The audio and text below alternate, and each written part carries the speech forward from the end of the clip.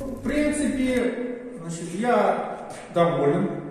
Ребята нормально, без всяких проблем, сделали то, что мы хотели, или даже не хотели. Ну, по крайней мере, мы не ожидали такого. Но в итоге, я считаю, довольны. И я думаю, с этой фирмой можно иметь дела и делать заказы. Все делают неплохо, очень неплохо и качественно. Ну и надеюсь, правда, как дальше покажет время, то есть как покажет, это уже будет, покажет время, как говорится.